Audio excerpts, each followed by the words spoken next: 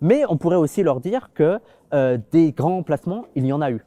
Il y en a eu, mais les responsables de ce grand remplacement, ce ne sont pas les Noirs et les Arabes, ce sont les Blancs. Les Blancs, ils ont grand remplacé en Australie.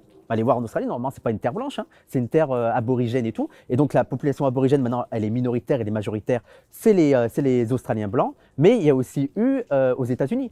Aux États-Unis, c'est aussi un exemple de grand remplacement d'une population qui a été remplacée par une autre. Et on pourrait aussi parler de l'Algérie, ça a failli être le cas, l'Algérie. On a essayé petit à petit d'avoir un grand remplacement en essayant de faire venir beaucoup de colons en Algérie. Et on pourrait aussi parler d'Israël. Israël, c'est aussi une tentative de grand remplacement en important plein de populations, notamment d'Europe en Israël, et de remplacer petit à petit les Palestiniens. Puis, il y a des exemples aussi comme l'Afrique du Sud ou l'Amérique du Sud où il n'y a pas vraiment un grand remplacement en termes de quantité, c'est-à-dire que les Blancs ne sont pas majoritaires, mais par contre, les Blancs, malgré leur minorité, ils ont le pouvoir en fait, et ils sont dans les postes de pouvoir, dans les postes institutionnels. Donc, c'est aussi une forme élaborée de grand remplacement. Et c'est précisément pour cette raison que les Blancs sont peut-être la catégorie raciale qui a le moins de chances de disparaître.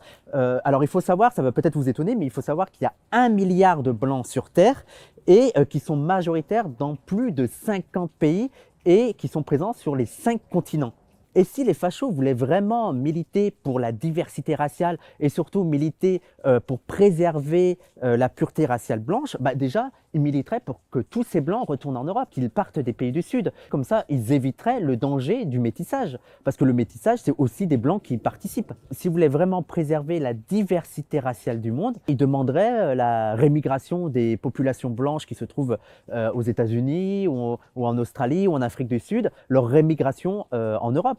Sauf que personne ne propose ça, bizarrement.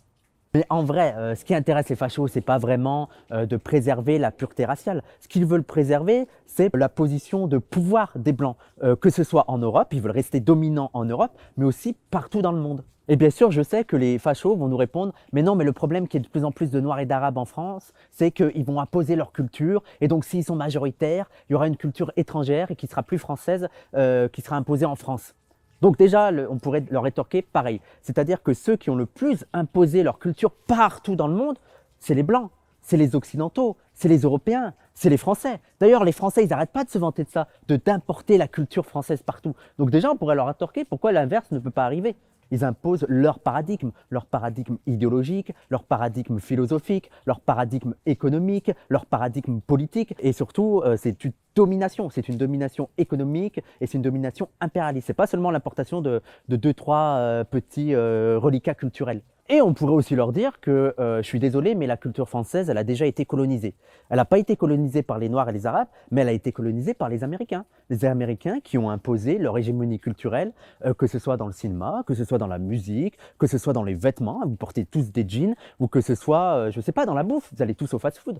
Et une autre vérité qui fait mal, ce ne sont pas les Noirs et les Arabes qui ont détruit la diversité culturelle de la France. Diversité culturelle qui faisait vraiment la richesse de la France avec des langues, des coutumes, des danses qui étaient vraiment multiples selon les régions. Ce qui a détruit tout ça, ce n'est pas les Noirs et les Arabes, c'est la République française. C'est l'État-nation français lui-même.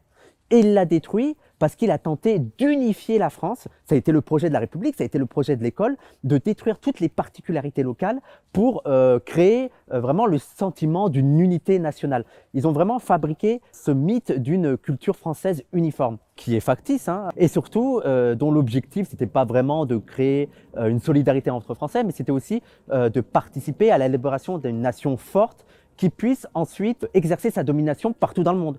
Donc il y a aussi un lien à faire entre cette destruction des particularités locales et la dimension impérialiste de la France.